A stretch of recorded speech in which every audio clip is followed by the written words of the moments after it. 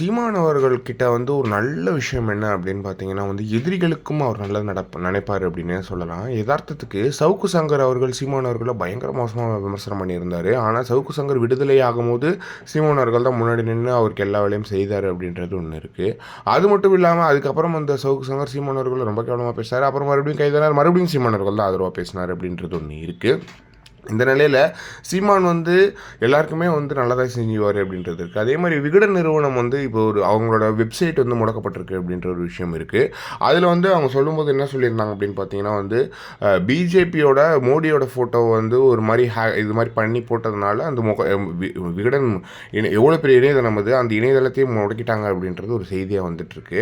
இத பத்தி சீமான் அவர்கள் பேசும்போது ரொம்பவே கடுப்பா இருந்தார் அப்படின்னே சொல்லலாம். அதில அவர் சொல்லும்போது ரொம்பவே பயங்கரமா திட்டியிருந்தாரு. அதில் சொல்லும்போது பிரதமர் நரேந்திர மோடி குறித்து கருத்துப்படம் வெளியிட்டதற்காக விகடன் நிறுவனத்தின் இணையதளத்தை ஒன்றிய அரசின் சட்ட அமலாக்கத்துறை முடக்கியிருப்பது பெரும் அதிர்ச்சி அளிக்கிறது. இந்திய நாட்டைச் சேர்ந்த குடிமக்கள் கை கால்களில் விலங்கிடப்பட்டு அமெரிக்காவிலிருந்து நாடு கடத்தப்பட்டதை கண்டிக்காத ஒன்றிய அரசின் செயல்பாடு குறித்து கருத்துப்படம் வெளியிட்டதற்காக விகடனின் இணையதளத்தை முடக்கி வைத்திருப்பது கடும் கண்டனத்திற்குரியது அப்படின்ற மாதிரி சீமானவர்கள் சொல்லியிருக்காங்க அப்படின்றது இருக்கு.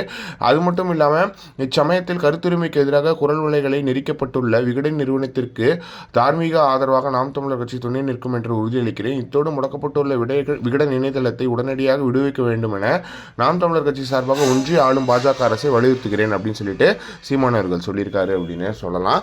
அது மட்டும் இல்லாமல் இந்த விஷயங்கள்லாம் இல்லாமல் முக்கியமான விஷயம் என்னன்னா, ரஜினியும் சீமானவர்களும் சந்தித்த ஃபோட்டோவை விகடன் சீமானவர்கள் சங்கி, அதாவது காவி கலர் ட்ரெஸ் போட்டு அந்த ஃபோட்டோவை போட்டாங்க அப்படின்றத நம்ம யாருமே மறந்துடக்கூடாது அப்படின்றது முக்கியமான விஷயமா இருக்குது. இதை பற்றி என்ன நினைக்கிறீங்க அப்படின்றத மறக்காம கமெண்ட் பாக்ஸ்ன்னு சொல்லுங்கள்.